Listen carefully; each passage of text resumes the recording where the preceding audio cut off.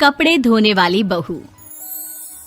शादी के पहले से ही विभा को कपड़े धोने का बड़ा शौक था। कभी नल के नीचे तो कभी तालाब के पास। अरे मेरी नीली वाली लुंगी नहीं दिख रही है। विभा की अम्मा कहाँ रखी है लुंगी? अरे वो तो विभा ने परसों ही धोकर रखी थी आपकी अलमारी में, देखो वहीं होगी। वो ना मैंने आज धो दी, मुझे लगा कि गंदी हो गई होगी। अरे कैसे गंदी हो गई थी, उसे तो मैंने पहना भी नहीं। हे भगवान, इस लड़की के कपड़े धोने की आदत से परेशान हो गया हूँ मैं।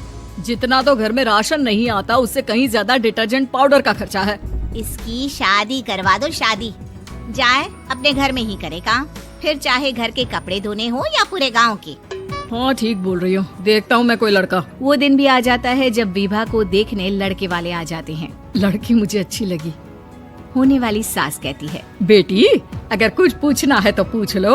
वैसे तो हमारी लड़की बहुत ही शर्मीली है, जो बोल दो वो मान लेती है, इसे क्या पूछना होगा। अरे कैसी बात कर रही हो माँ, मुझे इन लोगों के घर रहना है, सवाल तो कई है। हाँ हाँ बेटा पूछ लो ना, क्या पूछना है। आप लोगों के घर कपड़े कौन धोता है? सास का मुंह बन जाता है। देखो अगर तुम ये कहना चाहती हो कि तुम्हें कपड़े धोने नहीं आते तो सुन लो, कपड़े मैं ही धोती हूँ, लेकिन तुम्हारे आ जाने के बाद मैं रुमाल तक नहीं धोऊंगी। अरे चुप रहना भाग्यवान, बहू बेचारी घर आई नहीं, उसे डराना शुरू कर दिया। वो क्या है ना बिटिया, अभी तक तो ये कल्लू की माँ ही धोती थी, लेकिन अब तुम्हारे पापा तो दहेज में वॉशिंग मशीन देंगे ही। तभी विभा की माँ बोल पड़ती है, सवाल भी पूछा तो क्या। वैसे भाई साहब, मशीन की तो फिर भी कपड़े धोने की कैपेसिटी होती है। मतलब जो बिटिया दे रहे हैं ना विभा, इसे कपड़े धोने का बहुत शौक है। ये आप लोगों के क्या, आस पड़ोस गांव मोहल्ले सबके कपड़े धो दे और उफ तक ना करे। बाहर देखा नहीं आपने कितने कपड़े सूख रहे हैं, सब हमारी बिटिया ने ही तो धोए हैं। बस भी करो ना माँ, शर्म आ रही इतनी तारीफ सुनकर।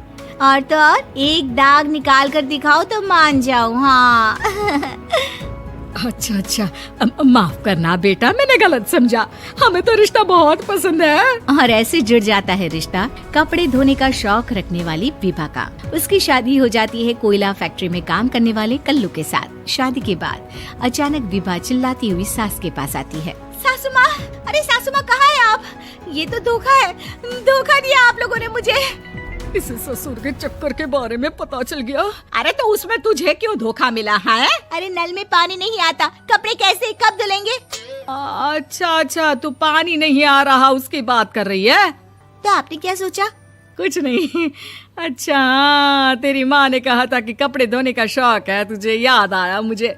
शौक शौक बोलकर कपड़े धोने वाले मेरे जुनून को कम ना आके सासू माँ, कपड़ा धोना मेरा गुरूर है। तभी पति भी वहाँ आ जाता है। अभी मैंने इसे सनी देओल की फिल्म दिखाई है, उसी के डायलॉग मार रही है माँ। अच्छा सुन, साफ साफ बता रही हूँ, पानी सुबह 4 से 6 और शाम को 10 से 12 आता है, समझी? विभा टाइमिंग सुनकर हैरान हो जाती है। ये क्या भूतों का मोहल्ला है? सुबह 4 बजे उठकर कौन कपड़े धोता है? 4 बजे टंकी में पानी जाता है, फिर सारा दिन धोना ना, किसने मना किया? अरे कैसी बात कर रही है, 200 लीटर की टंकी में कितने कपड़े धो लूंगी मैं, सुबह ही उठ जाऊंगी मैं। अब क्या था, विभा सुबह 4 से लेकर रात के 12 बजे तक कपड़े ही धोती रहती। एक रोज सास पड़ोस से निकलकर कहीं जा रही होती है कि साथ वाली कहती है, हाँ कल्लू की माँ, जरा ये बताओ कि 2 साड़ी है, 2 ब्लाउज और एक पेटीकोट और एक नाड़े वाला लंबा कच्छा। हाँ तो? अरे तो क्या, कितना लोगी धुलाई ये बताओ। धोबन दिख रहे हैं हम क्या? हमारे पति सरकारी नौकरी से अभी रिटायर हुए हैं और बेटा सुपरवाइजर है कोयला फैक्ट्री में। धोबन समझ रखा है हमें? हाय रे कल्लू की अम्मा, माफ कर दो, वो तो मोहल्ले में यही सब बता रहे थे कि तुमने बहू को कपड़ा धुलवाने के काम में लगा दिया है। सास को पड़ोसन की बात सुनकर गुस्सा आ जाता है। वो घर पहुंचती है जहां घर के बाहर ही इतने सारे कपड़े सूख रहे होते हैं जितने कि किसी धोबन के घर पर। अरे ओ कल्लू की दुल्हन, बाहर निकल। माँ जी यहीं आ जाओ, बाथरूम में चादर धो रहे हैं हम।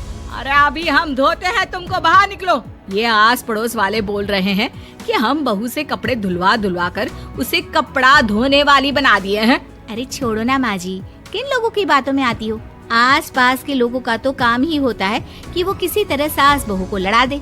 बहू सारे घर के कपड़े धोती है, ये क्या कम है? बोलिए। सास को भी लग जाता है कि वो बहू का ये सनकीपन नहीं छुड़वा सकती, इससे अच्छा है कि खुद ही चुप हो जाए। एक रोज सास और बहू मंदिर जाते हैं, जहाँ सास की साड़ी वहाँ खड़ी भीख मांगने वाली से मिलती है। माँ जी क्या बात है, आपकी साड़ी उस भिखारन से कितनी मिल रही है ना?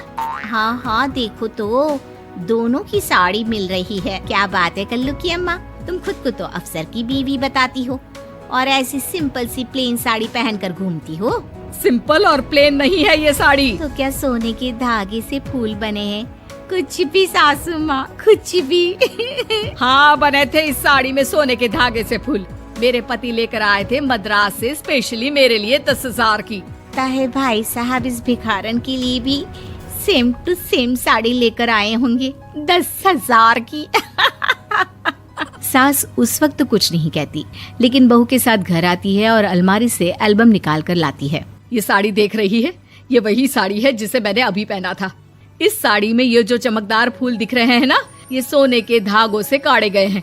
लेकिन तू लोकल वॉशिंग मशीन ब्रश से घिस घिस कर सारे फूलों को निकाल कर साड़ी प्लेन कर दी। मुझे माफ कर दीजिए सासू माँ। और तो और, जब मैंने तुझे तेरी गलती के लिए कुछ नहीं कहा, लेकिन तूने तो सबके सामने मेरा मजाक ही बना दिया। क्यों? बहू को समझ में आ जाता है कि अब से उसका कपड़े धोना बंद।